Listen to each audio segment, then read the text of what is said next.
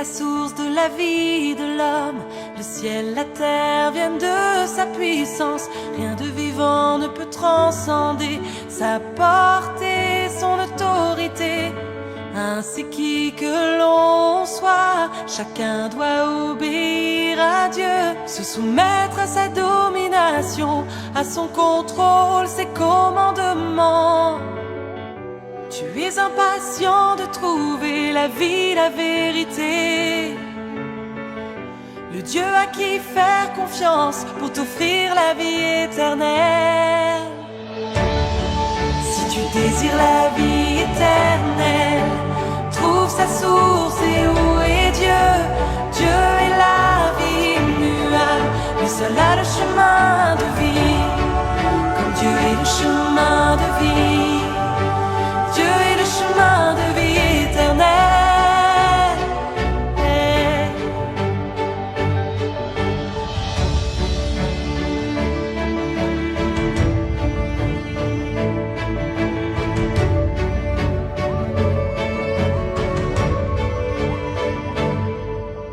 Les derniers jours, l'œuvre de Dieu est nouvelle. Il est souverain dans l'univers, le pilier dans le cœur de l'homme, et même il vit parmi les hommes.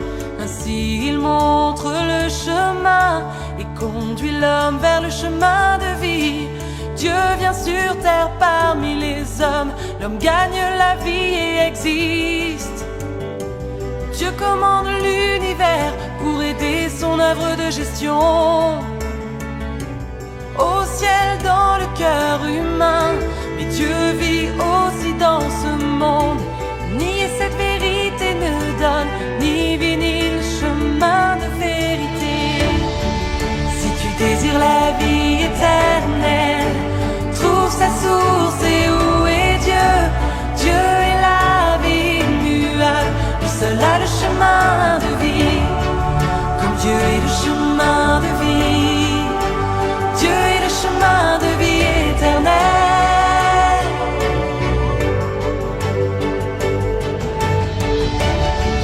Si tu désires la vie éternelle, trouve sa source et où est Dieu. Dieu est la vie immuable, lui seul a le chemin de vie.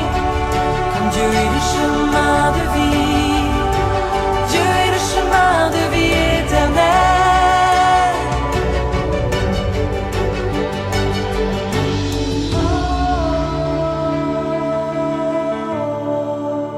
Dieu commande l'univers, il est le chemin de vie. Oh, Dieu est le chemin de vie éternelle.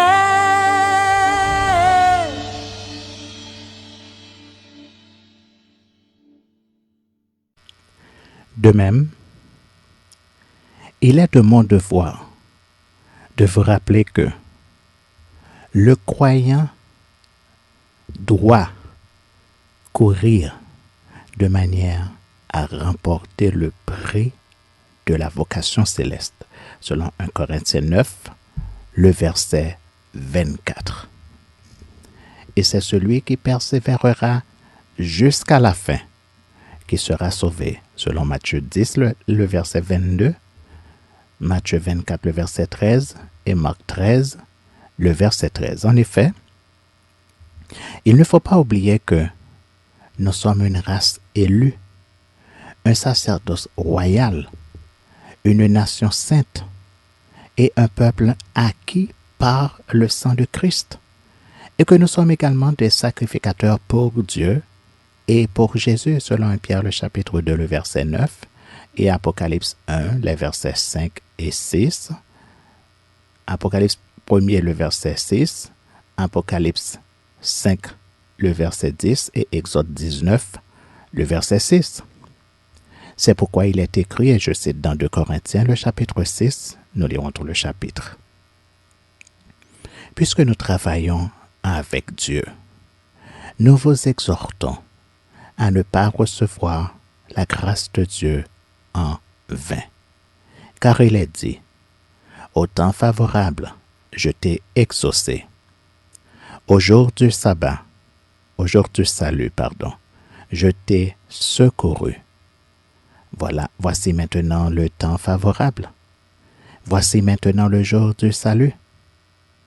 Nous ne donnons aucun sujet de scandale en quoi que ce soit, afin que le ministère ne soit pas un objet de blâme.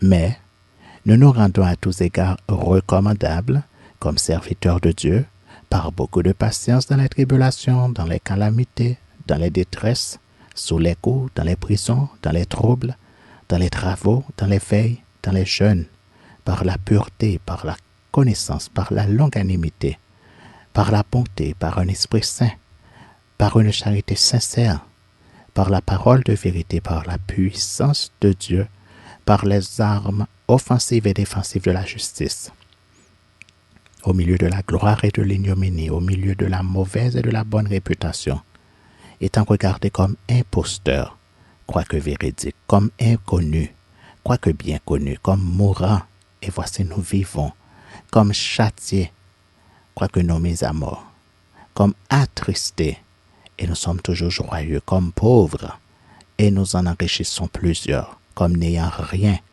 et nous possédons toutes choses. Notre bouche s'est ouverte pour vous, Corinthiens. Notre cœur s'est élargi. Vous n'êtes point à l'étroit au-dedans de nous, mais vos entrailles se sont rétrécies. Rendez-nous l'appareil. Je vous parle comme à mes enfants, et élargissez-vous aussi.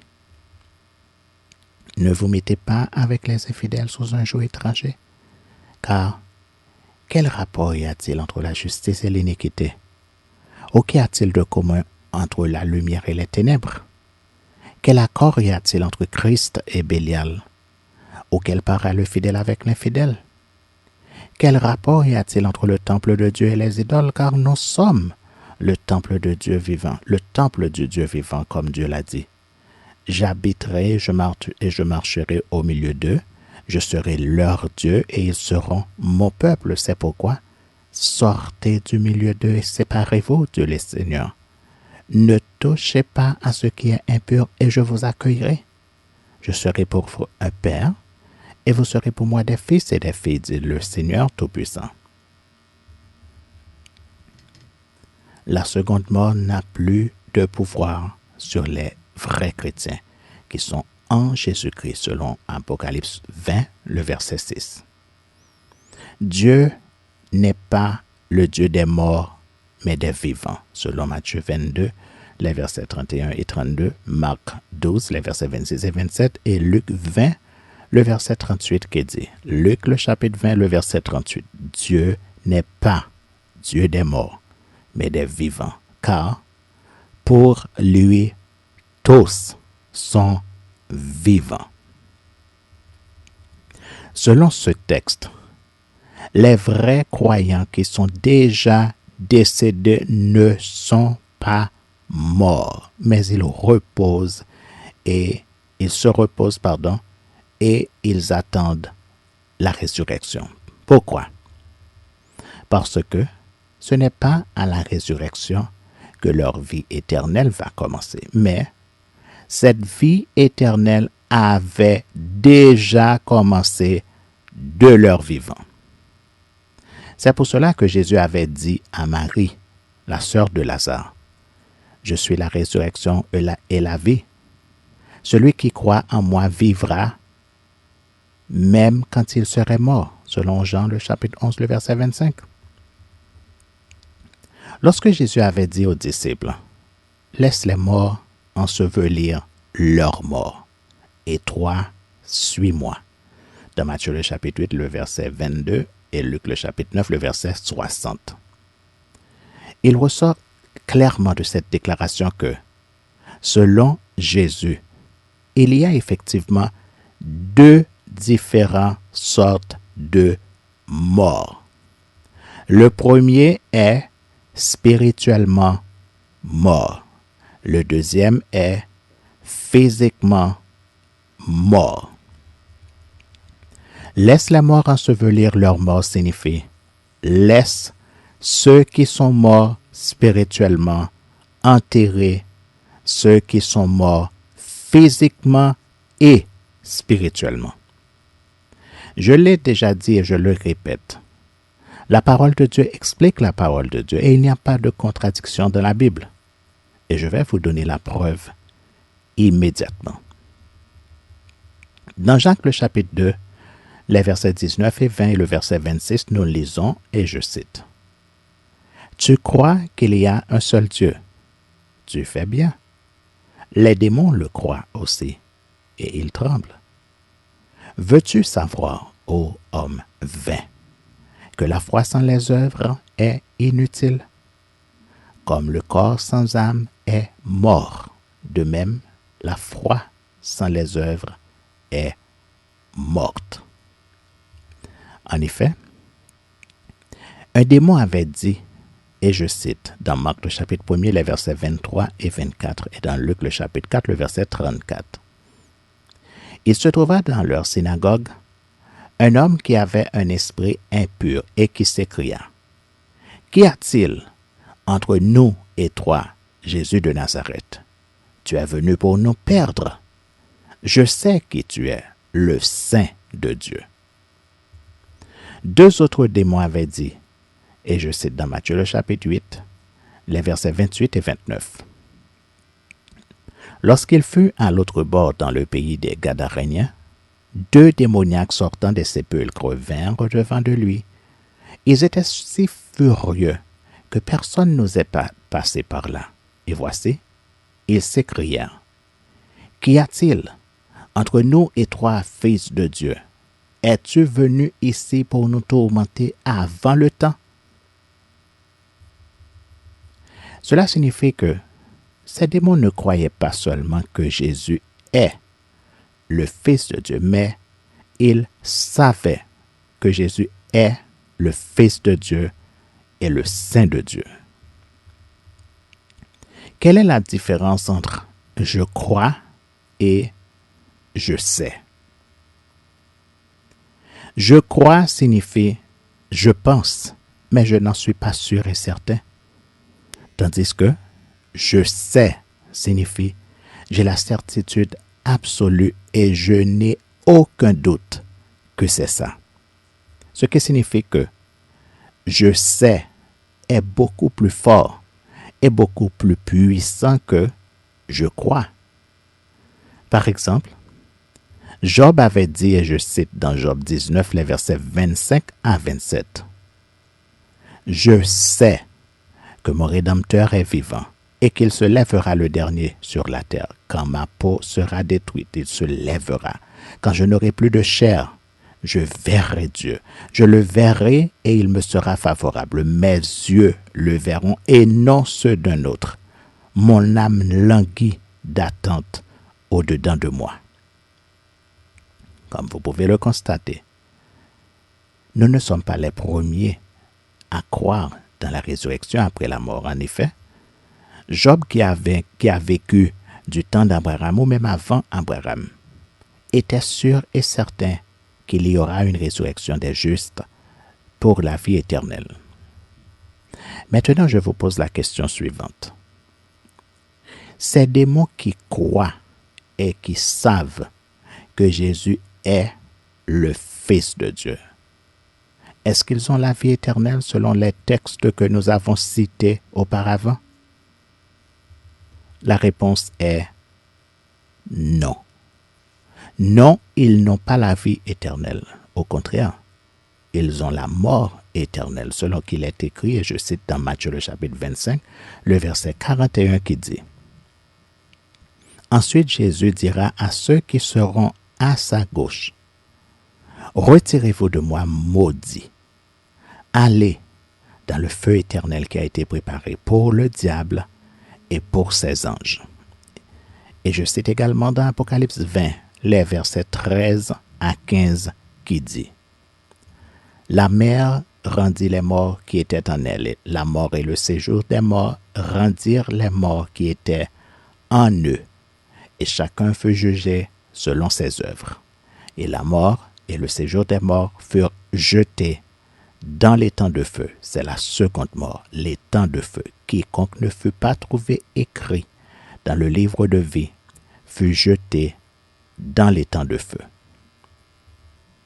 Et dans Apocalypse 21, les versets 7 et 8, nous lisons également: Celui qui vaincra héritera ces choses. Je serai son Dieu et il sera mon fils. Mais pour les lâches, les incrédules, les abominables, les meurtriers, les impudiques, les enchanteurs, les idolâtres et tous les menteurs, leur part sera dans les temps ardents de feu et de soufre, qui est la seconde mort.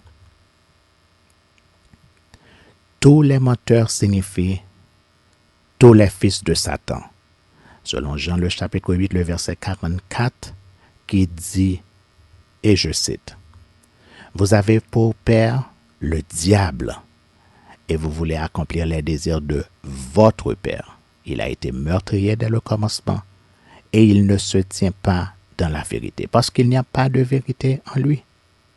Lorsqu'il profère le mensonge, il parle de son propre fond, car il est menteur et le père du mensonge. Voilà pourquoi il est écrit dans Éphésiens le chapitre 6 au verset 14. Tenez donc ferme, ayez à vos reins la vérité pour ceinture, revêtez la cuirasse de la justice. Et encore donc dans Colossiens 3 le verset 9. Ne mentez pas les uns aux autres, vous étant dépouillés du vieil homme et de ses œuvres. Éphésiens 4 le verset 25 dit, et je cite: Renoncez au mensonge et que chacun de vous parle selon la vérité à son prochain, car nous sommes membres les uns des autres.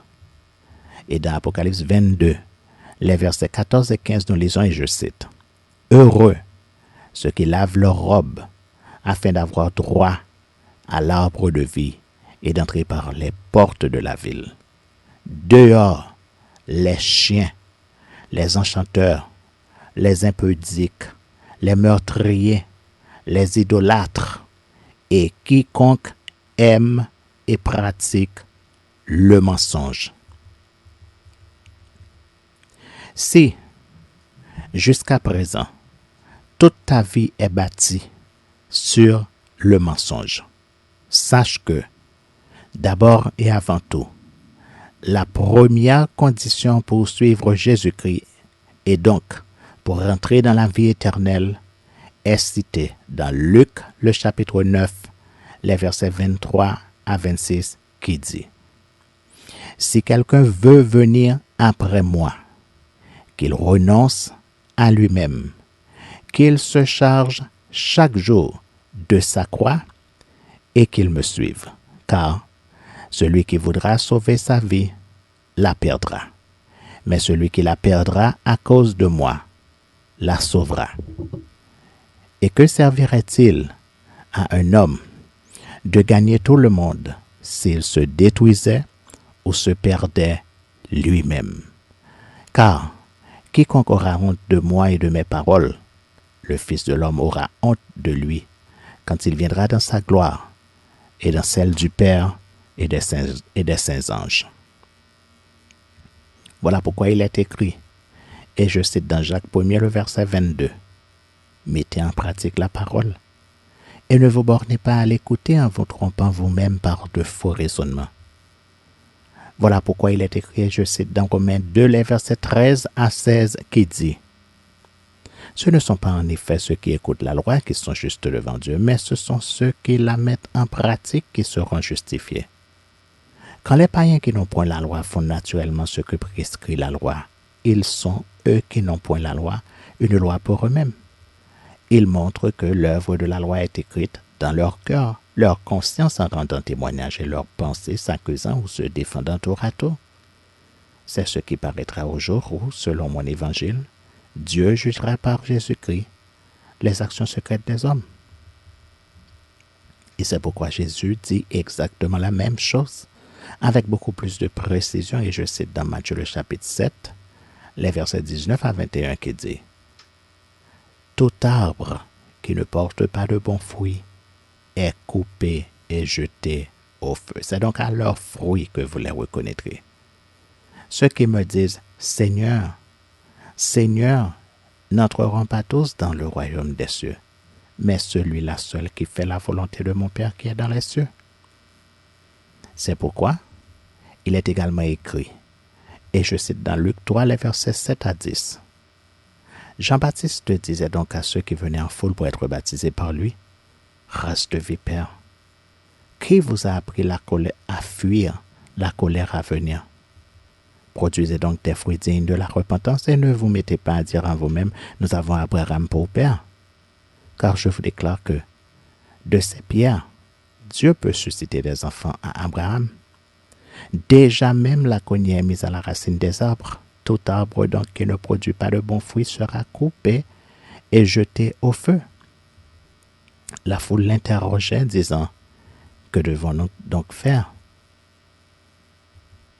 À cette question, la réponse est différente pour chaque personne.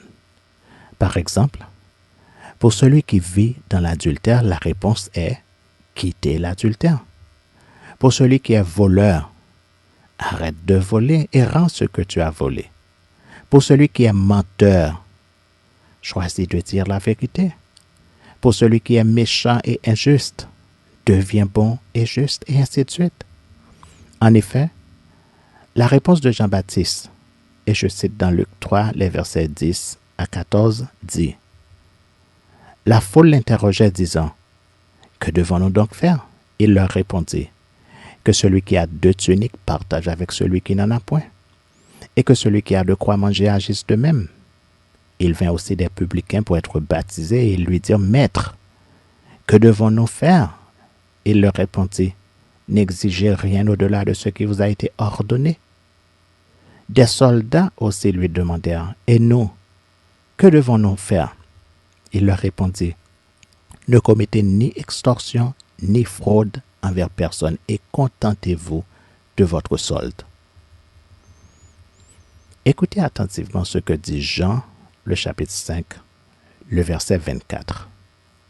« Si tu écoutes la parole de Dieu, et si tu crois en Dieu, tu as la vie éternelle. » Selon Jean 5, le verset 24, c'est en écoutant la parole de Dieu que tu découvriras qui est Jésus. Et quand tu sauras qui est Jésus, tu comprendras que Jésus est Dieu. En effet, il est écrit, et je cite dans Apocalypse 19, les versets 11 à 16. « Puis, je vis le ciel ouvert, et voici parut un cheval blanc. Celui qui le montait s'appelle Fidèle et Véritable. Et il jugeait combat avec justice. Ses yeux étaient comme une flamme de feu. Sur sa tête étaient plusieurs diadèmes. Il avait un nom écrit que personne ne connaît si ce n'est lui-même. Et il était revêtu d'un vêtement teint de sang. Son nom est la parole de Dieu. Les armées qui sont dans le ciel le suivaient sur des chevaux blancs, revêtus de fin lin, blanc pur. De sa bouche sortait une épée aiguë pour frapper les nations. Il les pétera avec une verge de fer et il foulera la cuve du vin de l'ardente colère du Dieu Tout-Puissant. Il avait sur son vêtement et sur sa cuisse un nom écrit, Roi des rois et Seigneur des seigneurs. Apocalypse 17, le verset 4 dit, « Ils combattront contre l'agneau et l'agneau les vaincra parce qu'il est le Seigneur des seigneurs et le Roi des rois. Et les appelés, les élus et les fidèles qui sont avec lui les vaincront aussi. » Jean 1er, les versets 1 à 3 dit, et je cite, « Au commencement était la parole, et la parole était avec Dieu, et la parole était Dieu. Elle était au commencement avec Dieu. Toutes choses ont été faites par elle, et rien de ce qui a été fait n'a été fait sans elle. » Au verset 6 à 18 de Jean, le chapitre 1er, nous lisons. Il y eut un homme envoyé de Dieu. Son nom était Jean. Il vint pour servir de témoin, pour rendre témoignage à la lumière afin que tous crussent par lui. Il n'était pas la lumière, mais il parut pour rendre témoignage à la lumière. Cette lumière était la véritable lumière qui, en venant dans le monde, éclaire tout homme. Elle était dans le monde et le monde a été fait par elle, et le monde ne l'a point connue. Elle est venue chez les siens, et les siens ne l'ont point reçue. Mais à tous ceux qui l'ont reçue, à ceux qui croient en son nom, elle a donné le pouvoir de devenir enfants de Dieu, lesquels sont nés, non du sang, ni de la volonté de la chair, ni de la volonté de l'homme, mais de Dieu.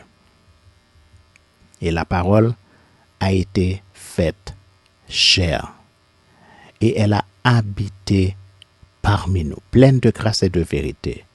Et nous avons contemplé sa gloire, une gloire comme la gloire du Fils unique venu du Père.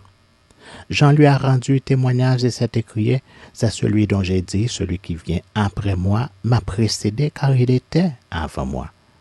Et nous avons tous reçu de sa plénitude et grâce pour grâce, car la loi a été donnée par Moïse. La grâce et la vérité sont venues par Jésus-Christ.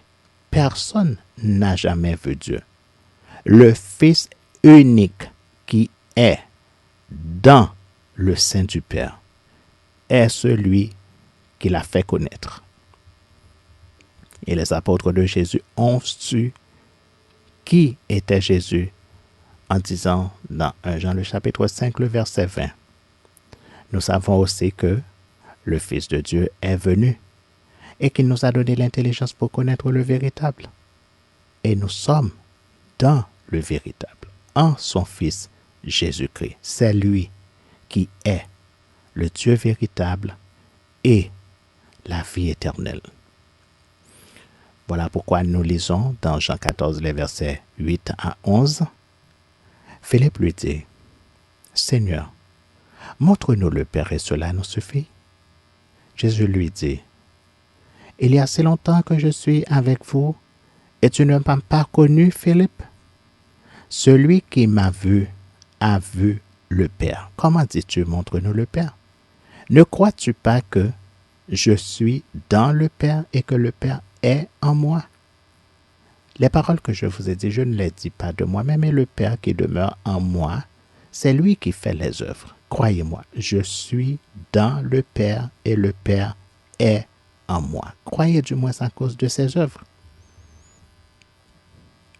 Jésus avait dit dans Jean le chapitre 10 au verset 30, « Moi et le Père, nous sommes un. » Si on te dit, l'eau est dans le verre, tu comprends rapidement que le verre est le contenant et l'eau est le contenu. Mais si on te dit que le verre est dans l'eau et l'eau est dans le verre, quelle est la seule explication possible? La seule réponse possible est que l'eau et le verre forment une seule entité, exactement comme la combinaison de deux volumes d'hydrogène et d'un volume d'oxygène qui donne de l'eau de formule chimique H2O. Ce qui signifie que Jésus et le Père forment véritablement une seule personne, selon la parole de Dieu et selon les déclarations de Jésus-Christ lui-même. De plus, il est écrit, et je cite dans le Deutéronome 32, le verset 40. « Sachez donc que c'est moi qui suis Dieu, et qu'il n'y a point de Dieu près de moi. Je fais vivre et je fais mourir. Je blesse et je guéris. Et personne ne délivre de ma main, car je lève ma main vers le ciel et je dis, je vis éternellement. Dans Isaïe 45, les versets 18 et 21, nous lisons, c'est par l'Éternel qu'Israël obtient le salut, un salut éternel. Vous ne serez ni honteux, ni confus jusque dans l'éternité, car ainsi parle l'Éternel, le Créateur des cieux, le seul Dieu qui a formé la terre, qui l'a faite et qui l'a affermie, qui l'a créée pour qu'elle ne fût pas déserte, qui l'a formée pour qu'elle fût habitée. Je suis l'Éternel et il n'y en a point d'autre. Déclare-le, déclarez-le et faites-les venir, qu'ils prennent conseil les uns des autres. Qui a prédit ces choses dès le commencement et depuis longtemps les a annoncées? N'est-ce pas moi, l'Éternel? Il n'y a point d'autre Dieu que moi. Je suis le seul Dieu juste et qui sauve. Dans Zacharie 14, le verset 9, nous lisons, l'Éternel sera roi de toute la terre. En ce jour-là, l'Éternel sera le seul Éternel et son nom sera le seul nom. Dans le Deutéronome 6, le verset 4, nous lisons, écoute, Israël, l'Éternel, notre Dieu, est le seul Éternel. Jésus a fait 4 déclarations formelles auxquelles nous ne prêtons pas toujours beaucoup d'attention. Jésus a dit, je suis avec vous tous les jours jusqu'à la fin du monde. Dans Matthieu 28, le verset 20. Là où 2 ou 3 sont assemblés en mon nom, je suis au milieu d'eux. Dans Matthieu 18, le verset 20. Je vais vous préparer une place. Et lorsque je vous aurai préparé une place, je reviendrai et je vous prendrai avec moi, afin que là où je suis, vous y soyez aussi. Dans Jean 14, les versets 1 à 3. Le royaume de Dieu ne vient pas de manière à frapper les regards. On ne dira pas il est ici ou il est là, car voici, le royaume de Dieu est au milieu de vous. Dans Luc le chapitre 17, les versets 20 et 21. Qu'est-ce que cela veut dire? Cela veut dire que Jésus est omniprésent, omnipotent et omniscient. Et cela signifie que si tous les chrétiens du monde entier sont en difficulté en même temps et au même moment, Jésus est le seul capable de leur venir en aide instantanément, en même temps et au même moment. Qu'est-ce que cela nous rappelle? Moi, cela me rappelle le texte que nous lisons dans le psaume 121 qui dit « Je lève mes yeux vers les montagnes. D'où me viendra le secours? Le secours me vient de l'Éternel qui a fait les cieux et la terre. Il ne permettra point que ton pied chancelle. Celui qui te garde ne sommeillera point. Voici, il ne sommeille ni ne dort, celui qui garde Israël. L'Éternel est celui qui te garde. L'Éternel est ton ombre à ta main droite. Pendant le jour, le soleil ne te frappera point, ni la lune pendant la nuit. L'Éternel te gardera de tout mal. Il gardera ton âme. L'Éternel gardera ton départ et ton arrivée dès maintenant et à jamais. Et qu'est-ce que cela nous rappelle encore?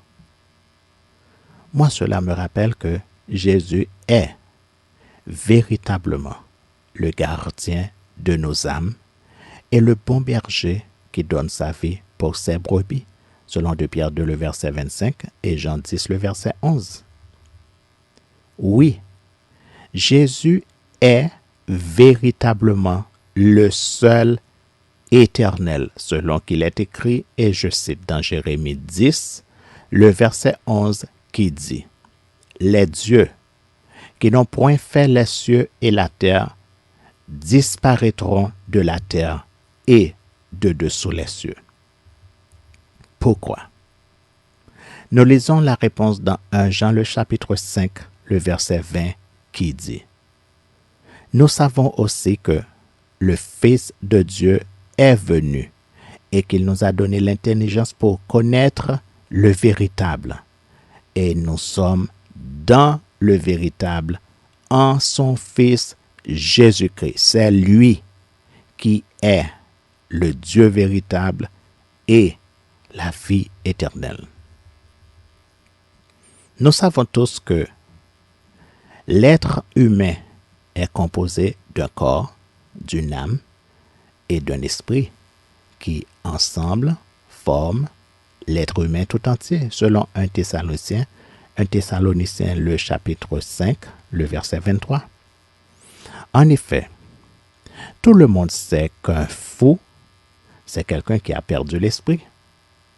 Et tout le monde sait qu'un revenant, appelé encore un zombie, c'est quelqu'un qui n'a pas d'âme. Un fou n'est pas un revenant, et un revenant n'est pas un fou.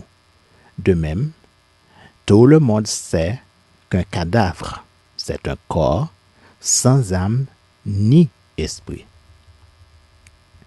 Qu'y a-t-il d'étonnant d'apprendre que Dieu a vécu parmi nous dans le corps de Jésus? Il en était ainsi au commencement de la création, puisque lorsque Dieu planta un jardin en Éden et qu'il y mit l'homme qu'il venait de créer, selon Genèse 2, le verset 8. Et c'est exactement ce que Dieu veut à la fin, c'est-à-dire que nous soyons avec lui, selon qu'il est écrit dans 1 Thessaloniciens 4, les versets 1 à 17, qui dit, et je cite, « Au reste, frères, puisque vous avez appris de nous comment vous devez vous conduire et plaire à Dieu, et que c'est là ce que vous faites, nous vous prions et nous vous conjurons au nom du Seigneur Jésus de marcher à cet égard de progrès en progrès. Vous savez en effet quel précepte nous vous avons donné de la part du Seigneur Jésus-Christ.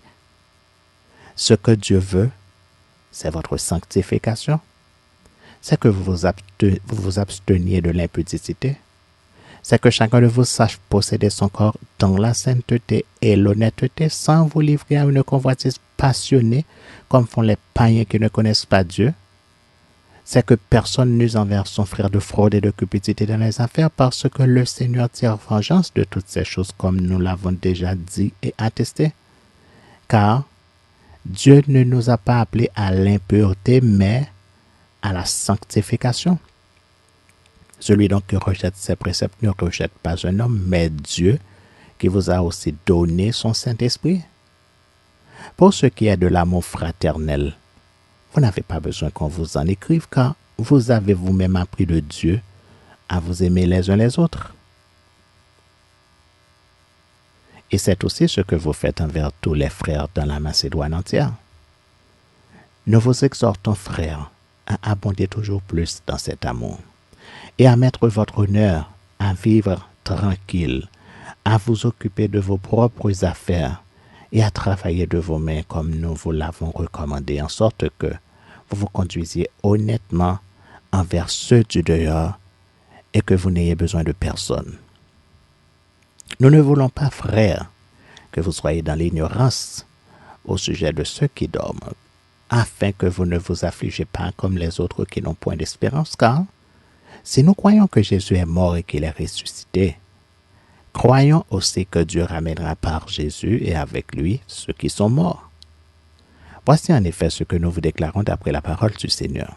Nous, les vivants, restés pour l'avènement du Seigneur, nous ne devancerons pas ceux qui sont morts, car le Seigneur lui-même a un signal donné à la voix d'un archange et au son de la trompette de Dieu descendra du ciel et les morts en Christ ressusciteront premièrement. Ensuite, nous, les vivants qui serons restés, nous serons tous ensemble enlevés avec eux sur des nuées à la rencontre du Seigneur dans les airs. Et ainsi, nous serons toujours avec le Seigneur. Voilà ce que Dieu veut, nous dit les versets 3 et 17. Dieu veut vivre avec ses amours, c'est-à-dire nous, les humains, qui marchons dans la sanctification. Dieu a vécu parmi nous, selon Jean 1, le verset 14 qui dit « La parole a été faite chair et elle a habité parmi nous, pleine de grâce et de vérité, et nous avons contemplé sa gloire, une gloire comme la gloire du Fils unique venu du Père. » En effet, dans Luc le chapitre 7, les versets 11 à 17, nous lisons « Le jour suivant, Jésus alla dans une ville appelée Naïn. Ses disciples et une grande foule faisaient route avec lui. Lorsqu'il fut près de la porte de la ville, voici, on portait en terre un mort, fils unique de sa mère qui était veuve. Et il y avait avec elle beaucoup de gens de la ville. Le Seigneur, l'ayant vue, fut ému de compassion pour elle et lui dit, « Ne pleure pas. » Il s'approcha et toucha le cercueil. Ceux qui le portaient s'arrêtèrent et il dit, « Jeune homme, je te le dis, lève-toi. » Et le mort s'assit et se mit à parler. Jésus le rendit à sa mère. Tous furent saisis de crainte, et ils glorifiaient Dieu, disant, « Un grand prophète apparut parmi nous, et Dieu a visité son peuple. » Cette parole sur Jésus se répandit dans toute la Judée et dans tout le pays d'alentour. Dans 2 Corinthiens, le chapitre 5, au verset 19, nous lisons « Dieu était en Christ, réconciliant le monde avec lui-même, en n'imputant point aux hommes leurs offenses, et il a mis en nous la parole de la réconciliation. » Je souligne que le texte ne dit pas « l'Esprit de Dieu était en Christ », mais plutôt « Dieu était en Christ ». De la même manière que le nom de Jésus, qui est également Emmanuel, ne signifie pas « l'Esprit de Dieu est avec nous en Jésus », mais plutôt « Dieu est avec nous », selon Matthieu 1, les versets 22 et 23 qui dit « Tout cela arriva afin que s'accomplisse ce que le Seigneur avait annoncé par le prophète. Voici, la Vierge sera enceinte. Elle enfantera un fils et on lui donnera le nom d'Emmanuel, ce qui signifie Dieu avec nous. » Selon Colossiens 2, les versets 2 et 3. Christ est le mystère de Dieu. Et je cite, « Mystère dans lequel sont cachés tous les trésors de la sagesse et de la science. » Et dans 2 Corinthiens 6, le verset 16, nous lisons, « Quel rapport y a-t-il entre le temple de Dieu et les idoles? Car nous sommes le temple du Dieu vivant, comme Dieu l'a dit. J'habiterai et je marcherai au milieu d'eux. Je serai leur Dieu et ils seront mon peuple. » Dans Apocalypse 21, le verset 3, nous lisons, « Et j'entendis du trône une voix forte qui disait, « Voici le tabernacle de Dieu avec les hommes. Il habitera avec eux et ils seront son peuple et Dieu lui-même sera avec eux. » N'est-ce pas exactement ce que Jésus avait dit? Et je cite dans Jean 14, les versets 1 à 3. « Que votre cœur ne se trouble point. Croyez en Dieu et croyez en moi. Il y a plusieurs demeures dans la maison de mon Père. Si cela n'était pas, je vous l'aurais dit. Je vais vous préparer une place et lorsque je m'en serai allé et que je vous aurai préparé une place, je reviendrai et je vous prendrai avec moi, afin que là où je suis, vous y soyez aussi. Est-ce que cela vous étonne? N'est-il pas écrit, et je cite dans Jacques le chapitre 4, le verset 5, « Croyez-vous que l'Écriture parle en vain? C'est avec jalousie que Dieu chérit l'Esprit qu'il a fait habiter en nous. » Et encore dans 1 Corinthiens 3, le verset 16, « Ne savez-vous pas que vous êtes le temple de Dieu et que l'Esprit de Dieu habite en vous? » Et dans 1 Corinthiens 6, le verset 19, nous lisons, « Ne savez-vous pas que votre corps est le temple du Saint-Esprit qui est en vous, que vous avez reçu de Dieu et que vous ne vous appartenez point à vous-même? » Selon 1 Thessaloniciens, le chapitre 5, le verset 23, « Tout notre être, l'esprit, l'âme et le corps doivent être conservés irrépréhensibles lors de l'avènement de notre Seigneur Jésus-Christ. Et c'est le Dieu de paix qui nous sanctifiera lui-même tout entier. » Suite à tout ce que nous venons de voir ensemble, qu'est-ce que la vie éternelle selon la Bible? Selon la Bible, la vie éternelle est la promesse formelle de Dieu selon laquelle si vous entrez en Jésus-Christ et si vous restez en Jésus-Christ qui est la parole de Dieu, vous avez la vie éternelle et vous ne périrez jamais, même si vous mourrez. En effet, la vie éternelle est une promesse formelle que la Bible appelle un héritage.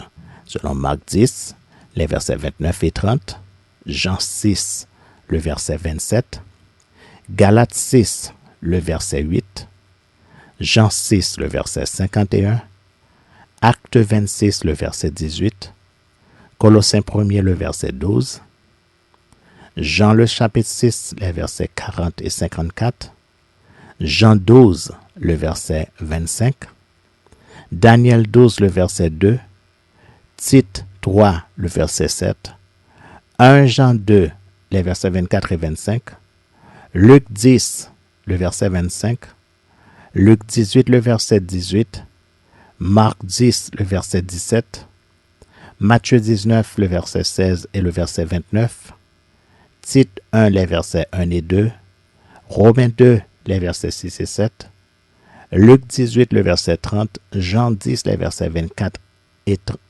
à 36, Jude 1er, le verset 21, Romains 6, le verset 22, Romains 5, le verset 21, 1 Timothée 1, le verset 16, Jean 4, le verset 36. C'est une invitation à rentrer dans la bergerie de Jésus-Christ, selon Jean 10, les versets 1 et 9, Matthieu 7, les versets 13 et 14, Luc 13, le verset 24, et Michée, le chapitre 2, le verset 12.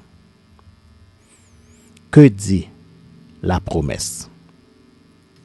Lisons dans 1 Jean, le chapitre 2, les versets 24 et 25. Que ce que vous avez entendu dès le commencement demeure en vous. Si ce que vous avez entendu dès le commencement demeure en vous, vous demeurerez aussi dans le Fils et dans le Père. Et la promesse qu'il nous a faite, c'est la vie éternelle. La conjonction de subordination « si » que nous avons dans le texte nous dit que la promesse de la vie éternelle est assujettie à une condition, d'où l'obligation de poser une deuxième question, à savoir, à qui s'adresse la promesse de la vie éternelle? Nous trouvons la réponse dans Éphésiens 1er, les versets 17 et 18 qui dit, et je cite, « Que le Dieu de notre Seigneur Jésus-Christ, le Père de gloire, vous donne un esprit de sagesse et de révélation dans sa connaissance et qu'il illumine les yeux de votre cœur pour que vous sachiez quelle est l'espérance qui s'attache à son appel, quelle est la richesse de la gloire de son héritage qu'il réserve aux saints. » La réponse est claire. Et le prophète Daniel l'avait annoncé il y a très longtemps en disant dans Daniel 7, les versets 21 et 22, « Je vis cette corne faire la guerre aux saints et l'emporter sur eux, jusqu'au moment où l'Ancien des jours vint donner droit aux saints du Très-Haut, et le temps arriva où les saints furent en possession du royaume. »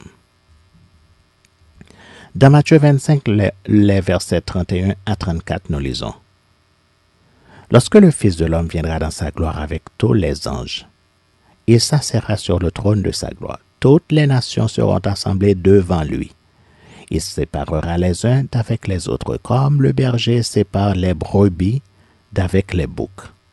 Et il mettra les brebis à sa droite et les boucs à sa gauche. Alors, le roi dira à ceux qui seront à sa droite, « Venez, vous qui êtes bénis de mon Père, prenez possession du royaume qui vous a été préparé dès la fondation du monde. » Qui sont les brebis? Jean 10, les versets 24 à 33 nous dit, et je cite, « Les Juifs entourèrent Jésus et lui dirent, « Jusqu'à quand tiendras-tu notre esprit en suspense? Si tu es le Christ, dis-le-nous franchement. » Jésus leur répondit, « Je vous l'ai dit, et vous ne croyez pas. Les œuvres que je fais au nom de mon Père rendent témoignage de moi, mais vous ne croyez pas parce que vous n'êtes pas de mes brebis. Mes brebis entendent ma voix, je les connais et elles me suivent. Je leur donne la vie éternelle et elles ne périront jamais, et personne ne les ravira de ma main. Mon Père qui me les a donnés est plus grand que tous, et personne ne peut les ravir de la main de mon Père. Moi et le Père, nous sommes un. » Alors les Juifs prirent de nouveau des pierres pour le lapider. Jésus leur dit, « Je vous ai fait voir plusieurs bonnes œuvres venant de mon Père. Pour laquelle me lapidez-vous? » Les Juifs lui répondirent, « Ce n'est point pour une bonne œuvre que nous te lapidons, mais pour un blasphème, et parce que toi qui es homme, tu te fais Dieu. » Selon le verset 27, les brebis de Jésus-Christ, ce sont ceux qui écoutent Jésus et qui suivent les traces de Jésus. La Bible les appelle les saints, dans Éphésiens 1er, le verset 18.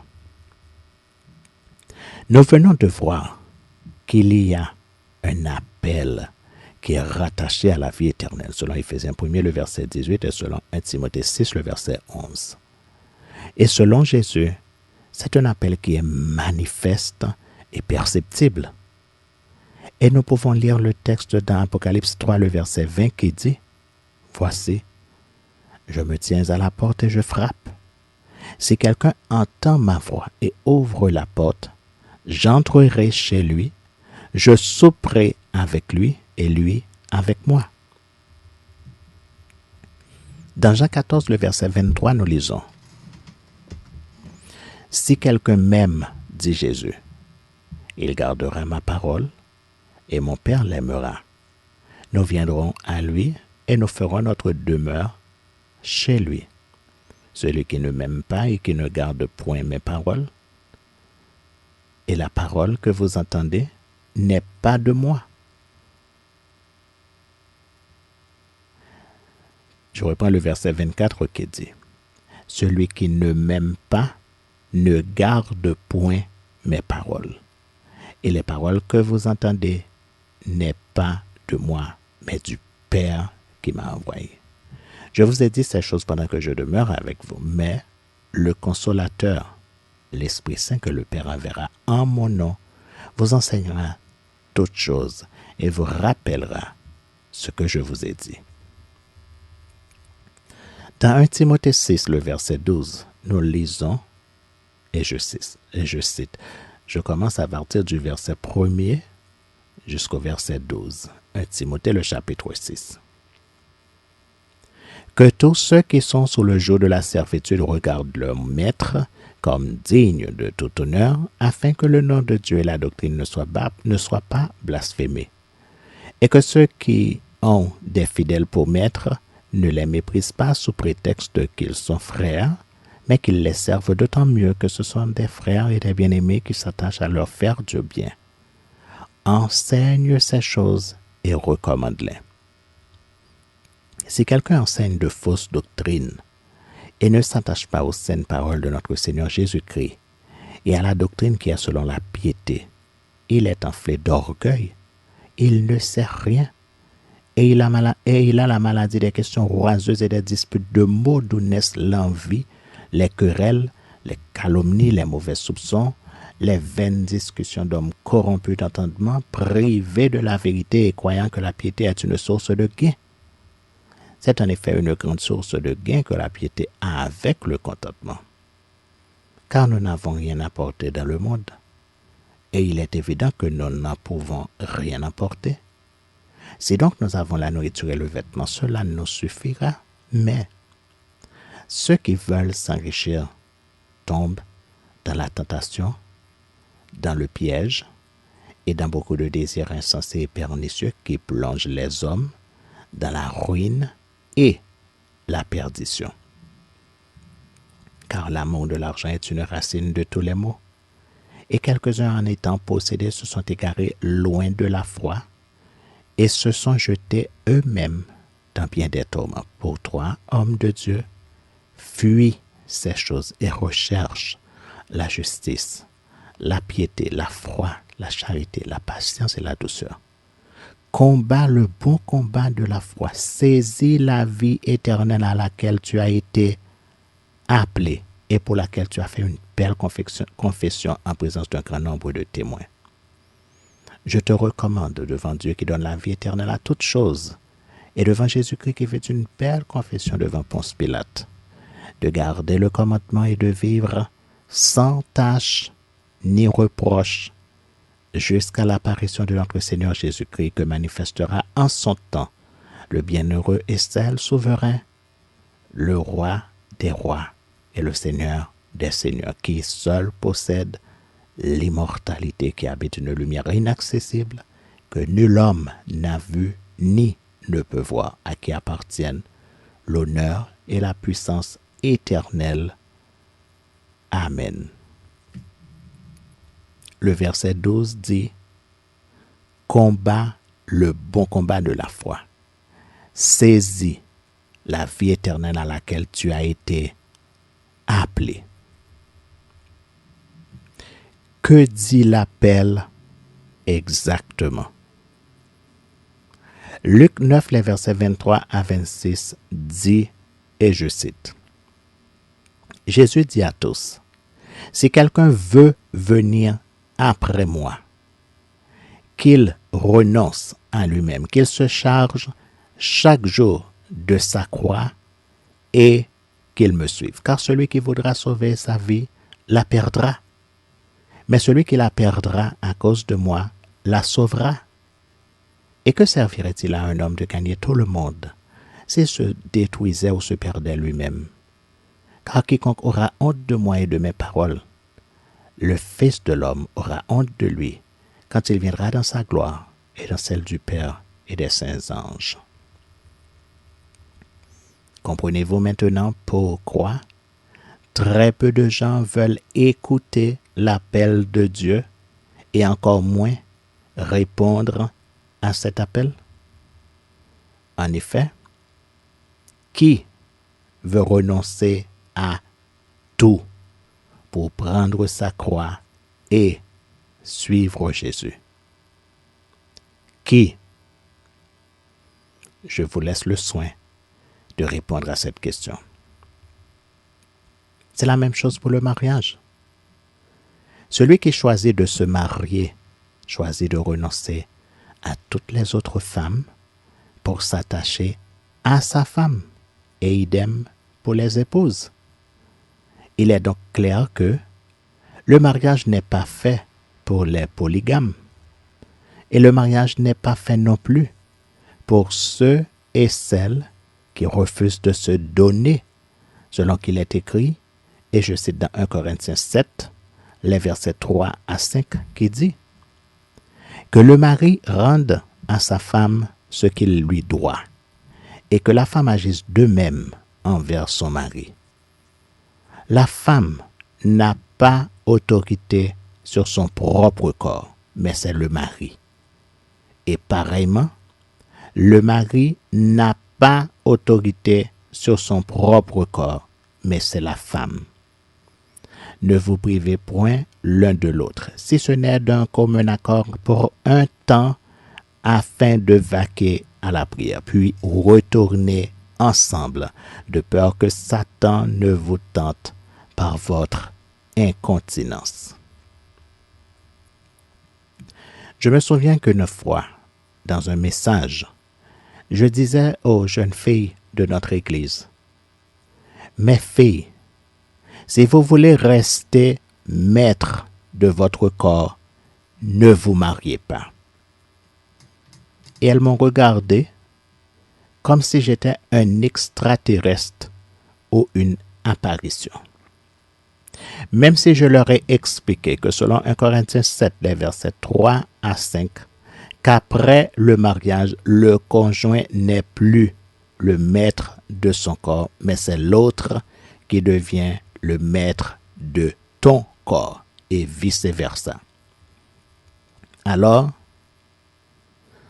depuis quand tu as imposé un embargo à ton époux parce qu'il ne t'a pas encore accordé ce que tu désires?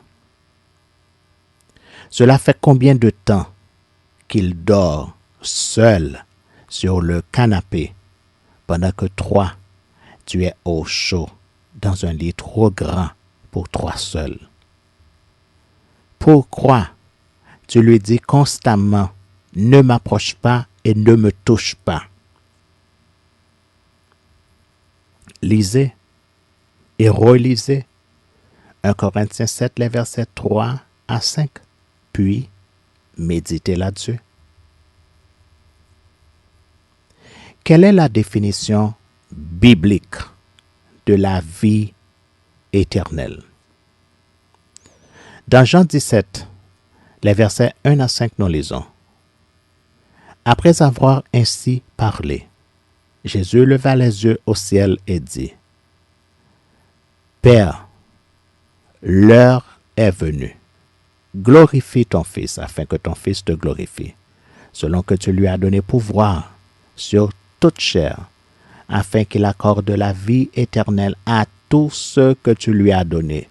Or, la vie éternelle, c'est qu'ils te connaissent, toi, le seul vrai Dieu, et celui que tu as envoyé, Jésus-Christ. Je t'ai glorifié sur la terre. J'ai achevé l'œuvre que tu m'as donnée à faire. Et maintenant, Père, toi, Père, glorifie-moi auprès de toi-même, de la gloire que j'avais auprès de toi avant que le monde fût. Au verset 3, Jésus nous dit que la vie éternelle, c'est qu'ils te connaissent, toi, le seul vrai Dieu, et celui que tu as envoyé, Jésus-Christ. Que signifie connaître Dieu? Et pourquoi c'est important de le connaître? Jésus avait dit, et je cite, dans Jean le chapitre 8, les versets 12 à 47. Jésus leur parla de nouveau et dit, « Je suis la lumière du monde. Celui qui me suit ne marchera pas dans les ténèbres, mais il aura la lumière de la vie. Jésus leur répondit, quoi que je rende, nous lisons le verset 13. Là-dessus, les pharisiens lui dirent, tu rends témoignage de toi-même, ton témoignage n'est pas vrai.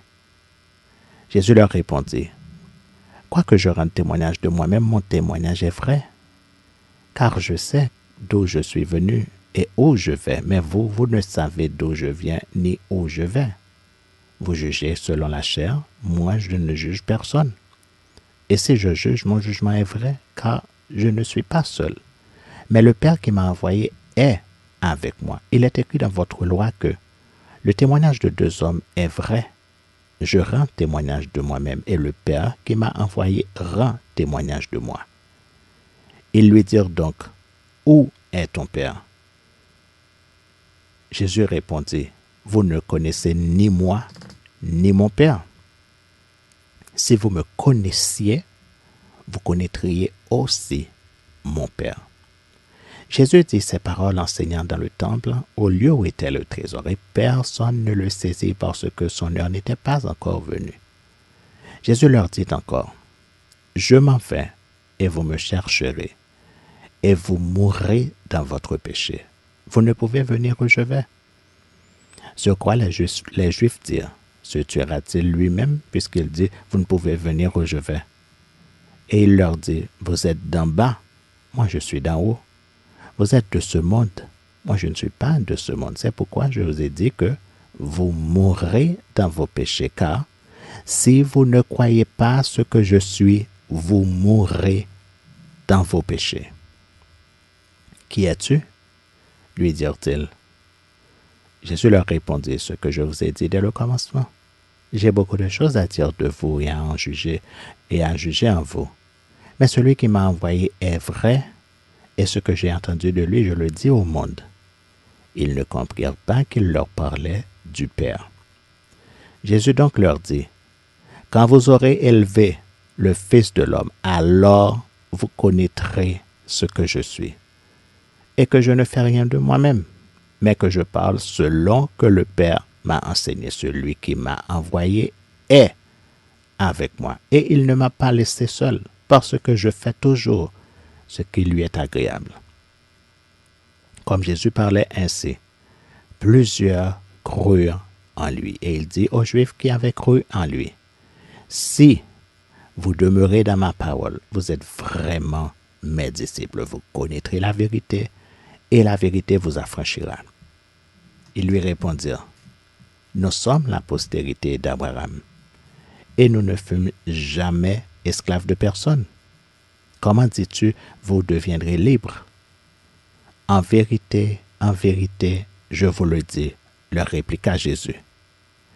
Quiconque se livre au péché est esclave du péché. Or, l'esclave ne demeure pas toujours dans la maison. Le Fils y demeure toujours. Si donc le Fils vous affranchit, vous serez réellement libre. Je sais que vous êtes la postérité d'Abraham, mais vous cherchez à me faire mourir parce que ma parole ne pénètre pas en vous. Je dis ce que j'ai vu chez mon Père et vous faites ce que vous avez entendu de la part de votre Père. Ils lui répondirent, notre Père c'est Abraham. Jésus leur dit, si vous étiez enfants d'Abraham, vous feriez les œuvres d'Abraham. Mais maintenant vous cherchez à me faire mourir, moi qui vous ai dit la vérité que j'ai entendue de Dieu. Cela Abraham ne l'a point fait. Vous faites les œuvres de votre Père. Ils lui dirent, nous ne sommes pas des enfants illégitimes, nous avons un seul Père, Dieu. Jésus leur dit, si Dieu était votre Père, vous m'aimeriez, car c'est de Dieu que je suis sorti et que je viens. Je ne suis pas venu de moi-même. C'est lui qui m'a envoyé. Pourquoi ne comprenez-vous pas mon langage? Parce que vous ne pouvez écouter ma parole. Vous avez pour père le diable, et vous voulez accomplir les désirs de votre père. Il a été meurtrier dès le commencement et il ne se tient pas dans la vérité parce qu'il n'y a pas de vérité en lui. Lorsqu'il profère le mensonge, il parle de son propre fond, car il est menteur et le père du mensonge. Et moi, parce que je dis la vérité, vous ne me croyez pas. Qui de vous me convaincra de péché? Si je dis la vérité, pourquoi ne me croyez-vous pas? Celui qui est de Dieu écoute les paroles de Dieu. Vous n'écoutez pas parce que vous n'êtes pas de Dieu. Selon Jean 6, les versets 67 et 68, nous lisons. Jésus donc dit aux 12, « Et vous, ne voulez-vous pas aussi vous en aller? » Simon-Pierre lui répondit, « Seigneur, à qui irions-nous? Tu as les paroles de la vie éternelle, et nous avons cru et nous avons connu que tu es le Christ, le Saint de Dieu. » Dans Jean 14, les versets 8 à 11, nous lisons. Philippe lui dit, « Seigneur, montre-nous le Père, et cela nous suffit. » Jésus lui dit, « Il y a si longtemps que je suis avec vous, et tu ne m'as pas connu, Philippe? Celui qui m'a vu a vu le Père. Comment dis-tu, montre-nous le Père? Ne crois-tu pas que je suis dans le Père et que le Père est en moi? Les paroles que je vous dis, je ne les dis pas de moi-même. Et le Père qui demeure en moi, c'est lui qui fait les œuvres. Croyez-moi, je suis dans le Père et le Père est en moi. Croyez du moins à cause de ses œuvres. Et c'est une déclaration que Jésus confirme avec véhémence et devant la foule dans Jean le chapitre 10, les versets 24 à 39 qui dit, et je cite, « Les Juifs l'entourèrent et lui dirent, « Jusqu'à quand tiendras-tu notre esprit en suspense? Si tu es le Christ, dis-le-nous franchement. » Jésus leur répondit, « Je vous l'ai dit, et vous ne croyez pas. Les œuvres que je fais au nom de mon Père rendent témoignage de moi, mais vous ne me croyez pas parce que vous n'êtes pas de mes brebis. Mes brebis entendent ma voix. Je les connais et elles me suivent. Je leur donne la vie éternelle et elles ne périront jamais et personne ne les ravira de ma main. Mon Père qui me les a donnés est plus grand que tous et personne ne peut les ravir de la main de mon Père. Moi et le Père, nous sommes un. » Alors, les Juifs prirent de nouveau des pierres pour le lapider. Jésus leur dit, « Je vous ai fait voir plusieurs bonnes œuvres venant de mon Père, pour laquelle me lapidez-vous? » Les Juifs lui répondirent, « Ce n'est point pour une bonne œuvre que nous te lapidons, mais pour un blasphème, et parce que toi qui es un homme, tu te fais Dieu. » Jésus leur répondit, « N'est-il pas écrit dans votre loi? J'ai dit, vous êtes des dieux. » Si elle a appelé Dieu ceux à qui la parole de Dieu a été adressée, et si l'écriture ne peut être anéantie, celui que le Père a sanctifié et envoyé dans le monde, vous lui dites, tu blasphèmes, et cela parce que j'ai dit, je suis le Fils de Dieu. Si je ne fais pas les œuvres de mon Père, ne me croyez pas, mais si je les fais, quand même vous ne me croyez point, croyez à ses œuvres, afin que vous sachiez et reconnaissiez que le Père est en moi et que je suis dans le Père. Là-dessus, ils cherchèrent encore à le saisir, mais il s'échappa de leurs mains. Ce qui signifie que Dieu et Jésus sont une seule et même personne. Et c'est à cause de cette déclaration que les Juifs voulaient le lapider, selon le verset 33. Je suis dans le Père et le Père est en moi. C'est la même chose que Emmanuel, qui signifie Dieu avec nous. Et c'est la même chose que le nom de Jésus, qui signifie Dieu qui sauve. Celui qui m'a vu a vu le Père, a dit Jésus, en précisant que personne n'a jamais vu Dieu.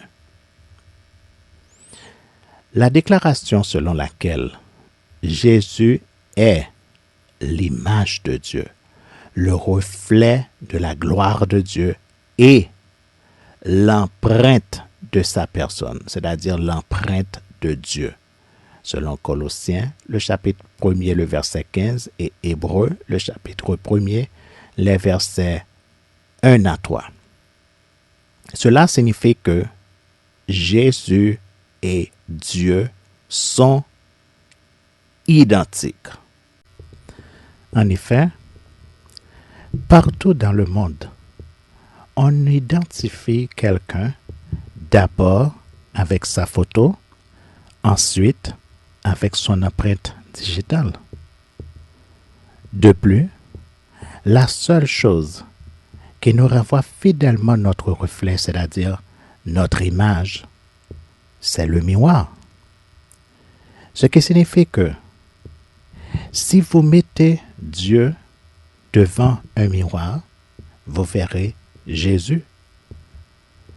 Et c'est cela que l'apôtre Paul appelle le mystère de Dieu, savoir Christ, dans Colossiens 2, le verset 2. Le mystère réside essentiellement dans le fait que Jésus a formellement déclaré que le Père est plus grand que moi, dans Jean 14, le verset 28. De même qu'il est écrit dans Marc, le chapitre 3, les versets 28 et 29, et je cite, « Je vous le dis en vérité, tous les péchés seront pardonnés aux fils des hommes, et les blasphèmes qu'ils auront proférés, mais quiconque blasphémera contre le Saint-Esprit n'obtiendra jamais de pardon. Il est coupable d'un péché éternel. » Qu'est-ce que cela signifie? Cela signifie que si vous péchez contre Dieu, vous obtiendrez le pardon. Si vous péchez contre Jésus, vous obtiendrez le pardon. Mais si vous péchez contre le Saint-Esprit, vous n'obtiendrez jamais de pardon. Comprenez-vous ce que nous venons de dire? Par exemple, voici ce que nous lisons dans 1 Corinthiens 15, les versets 12 à 28. Si l'on prêche que Christ est ressuscité des morts, comment quelques-uns parmi vous disent-ils qu'il n'y a point de résurrection des morts? S'il n'y a point de résurrection des morts, Christ non plus n'est pas ressuscité. Et si Christ n'est pas ressuscité, notre prédication est donc vaine, et votre foi aussi est vaine. Il se trouve même que nous sommes de faux témoins à l'égard de Dieu, puisque nous avons témoigné contre Dieu qu'il a ressuscité Christ, tandis qu'il ne l'aurait pas ressuscité, si les morts ne ressuscitent point. Car si les morts ne ressuscitent point, Christ non plus n'est pas ressuscité. Et si Christ n'est pas ressuscité, votre foi est vaine. Vous êtes encore dans vos péchés, par conséquent aussi, ceux qui sont morts en Christ sont perdus. Si c'est dans cette vie seulement que nous espérons en Christ, nous sommes les plus malheureux de tous les hommes. Mais maintenant, Christ est ressuscité des morts. Il est les prémices de ceux qui sont morts. Car puisque la mort est venue par un homme, c'est aussi par un homme qu'est venue la résurrection des morts. Et comme tous meurent en Adam, de même aussi, tous revivront en Christ, mais chacun en son rang. Christ comme prémisse, puis ceux qui appartiennent à Christ lors de son avènement. Ensuite viendra la fin, quand il remettra le royaume à celui qui est Dieu et Père, après avoir détruit toute domination, toute autorité et toute puissance. Car il faut qu'il règne jusqu'à ce qu'il ait mis tous les ennemis sous ses pieds. Le dernier ennemi qui sera détruit, c'est la mort. Dieu en effet a tout mis sous ses pieds, mais lorsqu'il dit que tout lui a été soumis, il est évident que celui qui lui a soumis toutes choses est accepté. Et lorsque toutes choses lui auront été soumises, alors le Fils lui-même sera soumis à celui qui lui a soumis toutes choses, afin que Dieu soit tout en tous. Cela signifie qu'il y a une hiérarchie dans la Trinité et qui se présente comme suit. Il y a d'abord le Saint-Esprit, ensuite il y a le Père et finalement il y a le Fils. Idem pour l'être humain. La hiérarchie de l'être humain se présente comme suit. Il y a d'abord l'âme, ensuite vient l'esprit et finalement il y a le corps. Et nous avons déjà expliqué dans la première et la deuxième partie de notre message intitulé « Le Dieu des dieux » pourquoi l'âme est éternelle, pourquoi l'esprit est immortel et pourquoi le corps est mortel. Et nous avions également montré la différence entre immortel et éternel. Si vous avez compris, vous avez sûrement compris pourquoi il fallait que Dieu habite dans un corps mortel afin de payer la rançon de l'humanité, c'est-à-dire afin de mourir à notre place, puisque selon la parole de Dieu, Dieu est esprit, selon Jean 4, le verset 24, et l'esprit est immortel, selon Ecclésiaste 12, le verset 7, Genèse 2, le verset 7 et Genèse 6, le verset 3. C'est pour cela que Jésus avait apporté cette précision à Thomas que nous lisons dans Jean 20, les versets 1 à 28 qui dit « Le premier jour de la semaine, Marie de Magdala se rendit au sépulcre dès le matin, comme il faisait encore obscur, et elle vit que la pierre avait été ôtée du sépulcre. Elle courut vers Simon-Pierre et vers l'autre disciple que Jésus aimait et leur dit « Ils ont enlevé du sépulcre le Seigneur et nous ne savons où ils l'ont mis. » Pierre et l'autre disciple sortirent et allèrent au sépulcre. Ils couraient tous deux ensemble. Mais l'autre disciple courut plus vite que Pierre et arriva le premier au sépulcre. S'étant abaissé, il vit les bandes qui étaient à terre. Cependant, il n'entra pas. Simon-Pierre qui le suivait arriva et entra dans le sépulcre. Il vit les bandes qui étaient à terre et le linge qu'on avait mis sur la tête de Jésus, non pas avec les bandes, mais plié dans un lieu à part. Alors, l'autre disciple qui était arrivé le premier au sépulcre entra aussi et il vit et il crut. Car il ne comprenait pas encore que selon l'Écriture, Jésus devait ressusciter des morts. Et les disciples s'en retournèrent chez eux. Cependant, Marie se tenait dehors près du sépulcre et pleurait. Comme elle pleurait, elle se baissa pour regarder dans le sépulcre. Et elle vit deux anges vêtus de blanc, assis à la place où était couché le corps de Jésus, l'un à la tête, l'autre aux pieds, et lui dirent « Femme, pourquoi pleures-tu »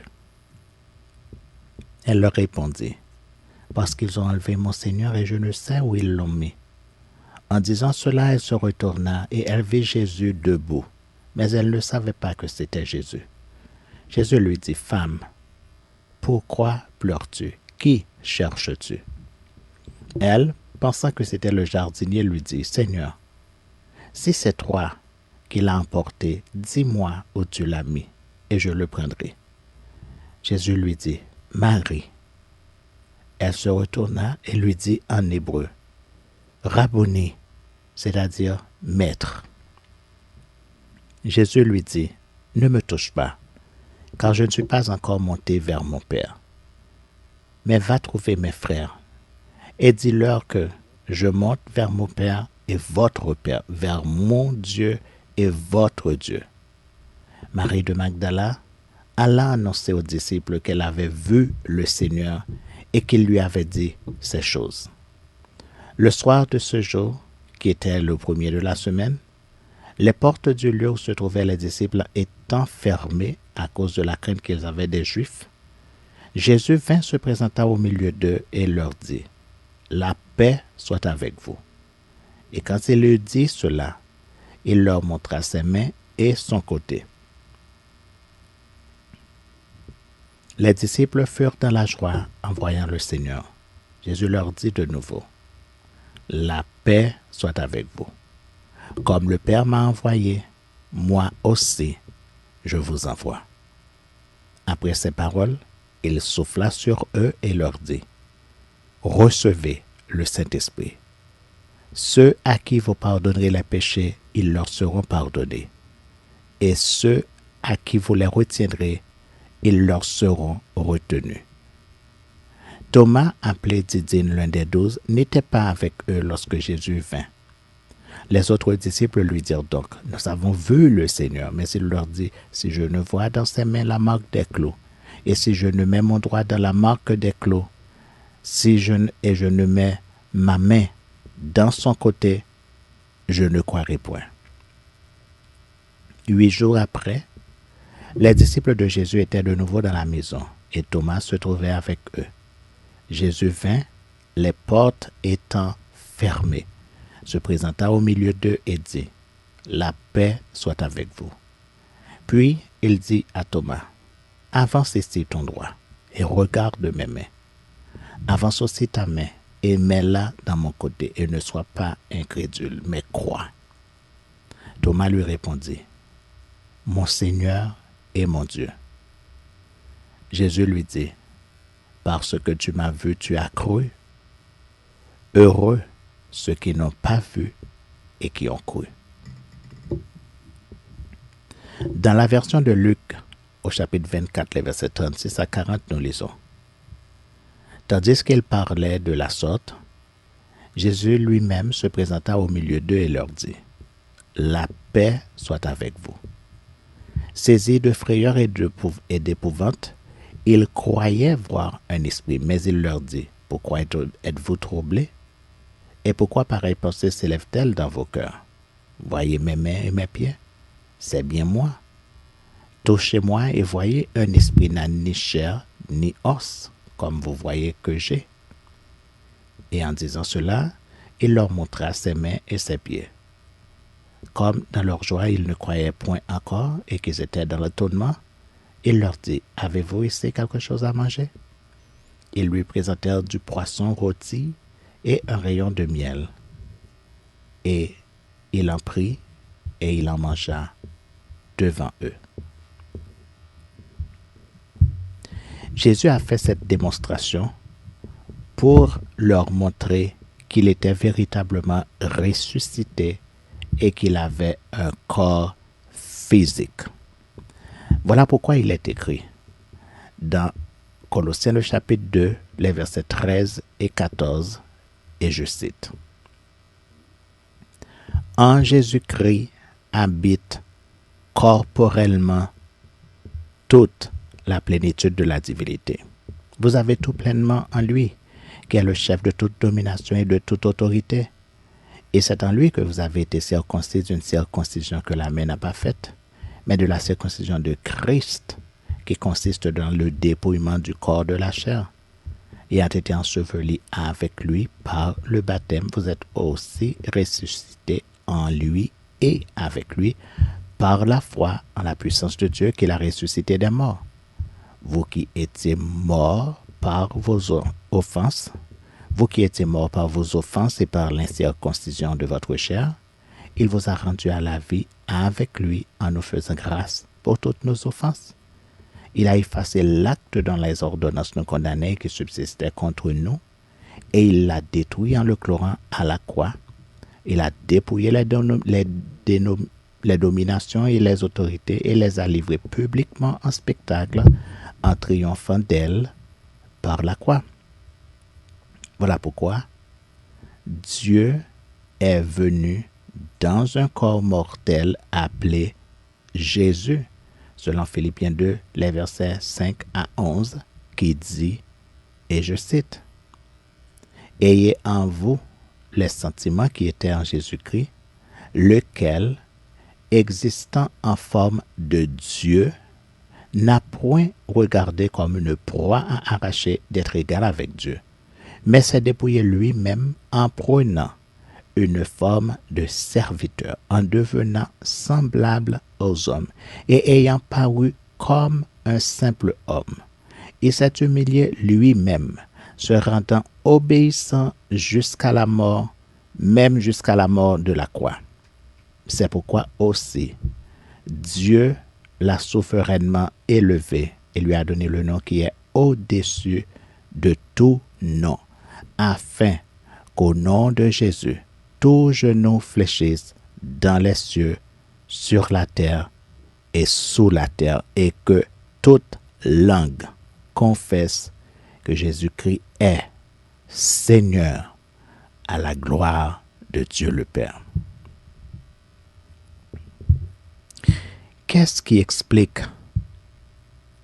que Jésus n'est pas resté dans la tombe? Qu'est-ce qui explique sa résurrection?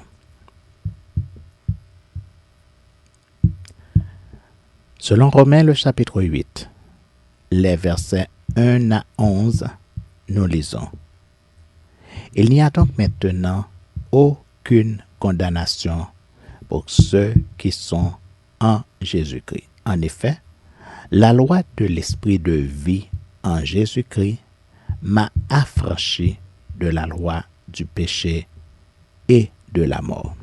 Car, chose impossible à la loi parce que la chair la rendait sans force, Dieu a condamné le péché dans la chair en envoyant à cause du péché son propre Fils dans une chair semblable à celle du péché, et cela afin que la justice de la loi fût accomplie en nous qui marchons non selon la chair, mais selon l'esprit. Ceux, en effet, qui vivent selon la chair s'affectionnent aux choses de la chair, tandis que ceux qui vivent selon l'esprit s'affectionnent aux choses de l'esprit.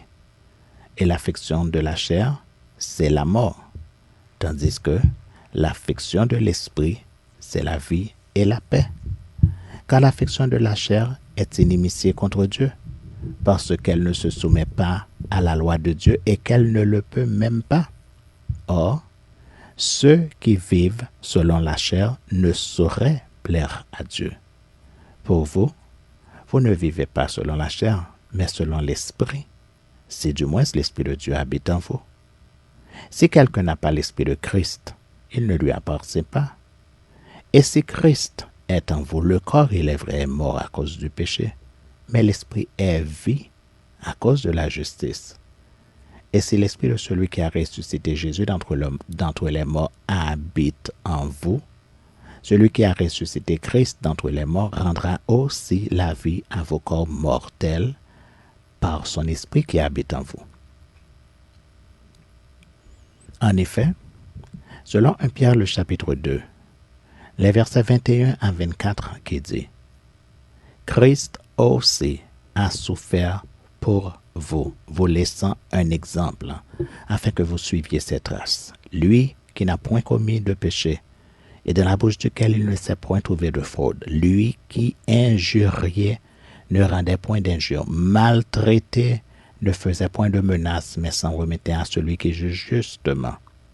Lui qui a porté lui-même nos péchés en son corps sur le bois, afin que, morts au péché, nous vivions pour la justice, lui par les meurtrissures duquel vous avez été guéris. Selon le verset 22, Jésus n'a jamais commis aucun péché. Il était donc impossible qu'il meure. Cependant, il est quand même mort pour le péché de l'humanité, mais il est ressuscité parce qu'il n'avait jamais commis aucun péché.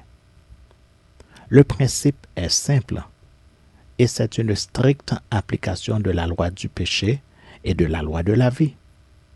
Celui qui a porté le péché de tous à la croix était lui-même sans péché, et c'est pourquoi Dieu l'appelle, et je cite dans Jean le chapitre 1er, le verset 29 et le verset 36, l'agneau de Dieu qui ôte le péché du monde. Et dans 1 Pierre 1er, les versets 18 à 21, nous lisons, et je cite, ce n'est pas par des choses périssables par de l'argent ou de l'or que vous avez été rachetés de la vaine manière de vivre que vous aviez hérité de vos pères, mais par le sang précieux de Christ comme d'un agneau sans défaut et sans tache, prédestiné avant la fondation du monde et manifesté à la fin des temps à cause de vous qui, par lui, croyez en Dieu, lequel l'a ressuscité des morts et lui a donné la gloire, en sorte que votre foi et votre espérance reposent sur Dieu. Et dans Hébreux le chapitre 9, les versets 11 à 27, nous lisons, et je cite, « Christ est venu comme souverain sacrificateur des biens à venir. Il a traversé le tabernacle plus grand et plus parfait qui n'est pas construit de main d'homme, c'est-à-dire qui n'est pas de cette création. Et il est entré une fois pour toutes dans le lieu très saint, non avec le sang des boucs et des veaux, mais avec son propre sang, ayant obtenu une rédemption éternelle. Car c'est le sang des taureaux et des boucs et la cendre d'une vache répandue sur ceux qui sont souillés sanctifie et procure la pureté de la chair. Combien plus, le sang de Christ, qui par un esprit éternel s'est offert lui-même sans tache à Dieu, purifiera-t-il votre conscience des œuvres mortes, afin que vous serviez le Dieu vivant. Et c'est pour cela qu'il est le médiateur d'une nouvelle alliance, afin que, la mort étant intervenue pour le rachat des transgressions commises sous la première alliance, ceux qui ont été appelés reçoivent l'héritage éternel qui leur a été promis, car là où il y a un testament, il est nécessaire que la mort du testateur soit constatée. Un testament, en effet, n'est valable qu'en cas de mort, puisqu'il n'a aucune force tant que le testateur vit. Voilà pourquoi c'est avec du sang que même la première alliance fut inaugurée. Moïse, après avoir prononcé devant tout le peuple tous les commandements de la loi, prit le sang des veaux et des boucs avec de l'eau, de la laine écarlate et de l'hysope, et il fit l'aspersion sur le livre lui-même et sur tout le peuple en disant « Ceci est le sang de l'alliance que Dieu a ordonné pour vous. » Il fit pareillement l'aspersion avec le sang sur le tabernacle et sur tous les ustensiles du culte, et presque tout, d'après la loi, est purifié avec du sang, et sans effusion de sang, il n'y a pas de pardon. Il était donc nécessaire, puisque les images des choses qui sont dans les cieux doivent être purifiées de cette manière, que les choses célestes elles-mêmes le fussent par des sacrifices plus excellents que cela. Car Christ n'est pas entré dans un sanctuaire fait de main d'homme en imitation du véritable, mais il est entré dans le ciel même, afin de comparaître maintenant pour nous devant la face de Dieu. Et ce n'est pas pour s'offrir lui-même plusieurs fois qu'il y est entré comme le souverain sacrificateur entre chaque année dans le sanctuaire avec du sang étranger. Autrement, il aurait fallu qu'il eût souffert plusieurs fois depuis la création du monde, tandis que maintenant, à la fin des siècles, il a paru une seule fois pour abolir le péché par son sacrifice. Et comme il est réservé aux hommes de mourir une seule fois, après quoi vient le jugement, de même, Christ, qui s'est offert une seule fois pour porter les péchés de plusieurs, apparaîtra sans péché une seconde fois à ceux qui l'attendent pour leur salut.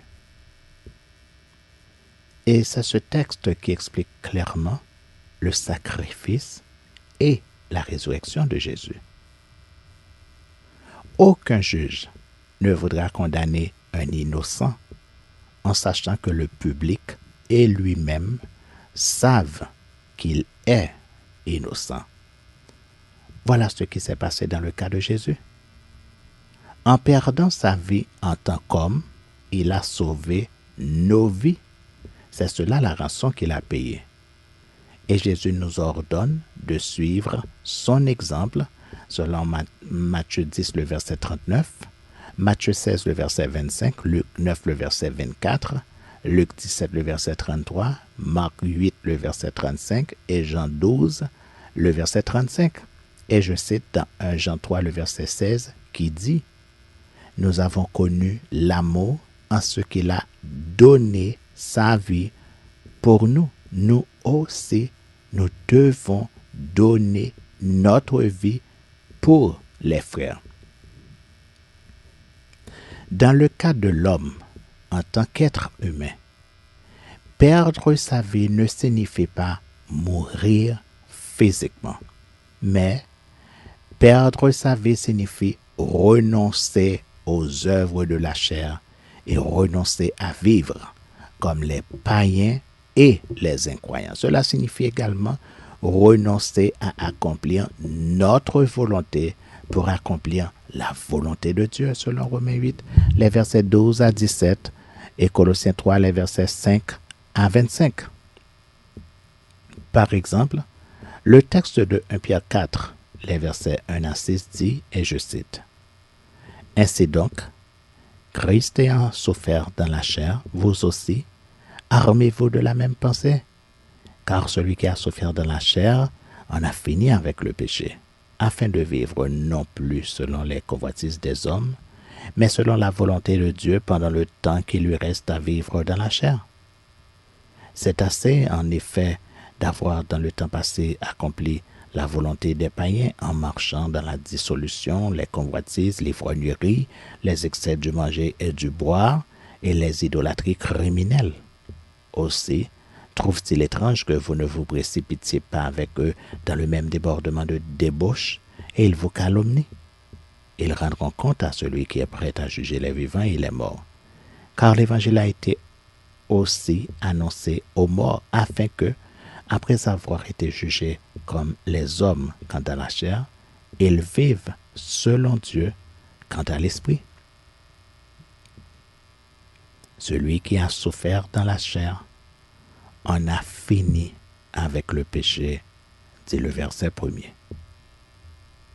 Nous avions dit que si Adam et Ève n'avaient pas péché dans le jardin d'Éden, ils ne seraient jamais morts, même s'ils n'avaient jamais mangé du fruit de l'arbre de vie qui donne la vie éternelle. Et ce, parce qu'ils sont nés immortels, selon Genèse 2, le verset 17. Autrement, Dieu n'aurait pas dit, et je cite dans Genèse 3, le verset 22, « L'Éternel Dieu dit, voici l'homme est devenu comme l'un de nous pour la connaissance du bien et du mal. Empêchons-le maintenant d'avancer sa main, de prendre de l'arbre de vie, d'en manger et de vivre éternellement. » Officiellement, l'homme est spirituellement mort après le péché. Mais Dieu déclare formellement que s'il mange du fruit de l'arbre de vie, il vivra éternellement. Il faut donc l'empêcher d'en manger. Et selon Genèse 3, les versets 23 et 24 qui dit, « L'Éternel Dieu dit, voici, l'homme est devenu comme l'un de nous pour la connaissance du bien et du mal. Empêchons-le maintenant d'avancer sa main, de prendre de l'arbre de vie, d'en manger et de vivre éternellement. » Et l'Éternel Dieu le chassa du jardin d'Éden pour qu'il cultivât la terre d'où il avait été pris. C'est ainsi qu'il chassa Adam, et il mit à l'orient du jardin d'Éden les chérubins qui ajoutent une épée flamboyante pour garder le chemin de l'arbre de vie.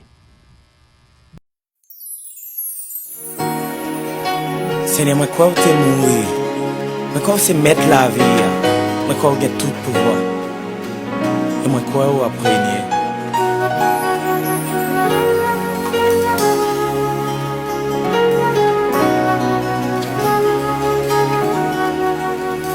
Seigneur, moi crois que c'est bon Dieu.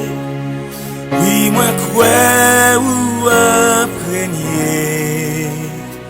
Moi crois que t'es mourir. Et moi crois que si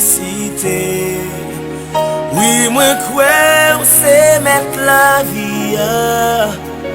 Oui, moi crois c'est prince la paix. Oui, moi crois que tout pouvoir. Et moi crois à bénir. Yeah. Hallelujah. Seigneur, moi crois c'est mon Dieu. Oui, moi crois à premier. Moi crois où t'es mourir. Et moi crois ressusciter. Seigneur, moi crois c'est mon Dieu. Oui, moi crois à premier. Moi crois où t'es mourir.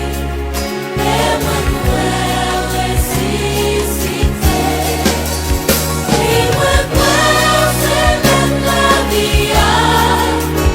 Oui, moi crois c'est presque la paix.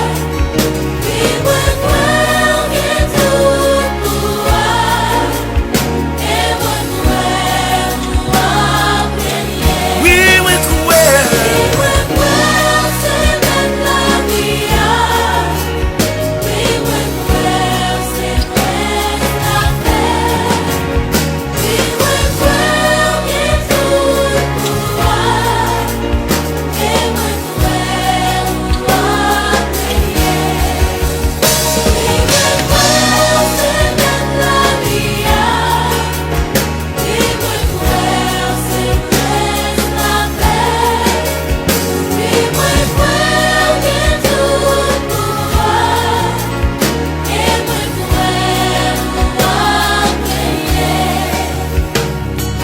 Seigneur, parole ou fait nous connaître que si nous croyons que c'est petit mon Dieu et qu'on est levé vivant parmi moi, nous va gagner la vie éternelle. Et qu'on y a, mais nous lever en l'air, n'a fait on connaît que nous croyons. Nous croyons que c'est petit mon Dieu. Oh, nous croyons à prier. C'est même la vie. Oui, moi crois c'est presque la paix. Oui, moi crois que tout Et moi croyons à prier. et moi crois Désir, moi croyons. Désir, moi croyons. c'est même la vie. Oui, moi crois c'est presque la paix. Oui, moi crois que tout Moi croyons à prier. et moi Oh yeah, yeah, yeah, moi croyons. Où c'est petit bon Dieu, où c'est prince la paix, où y a tout pouvoir à prier.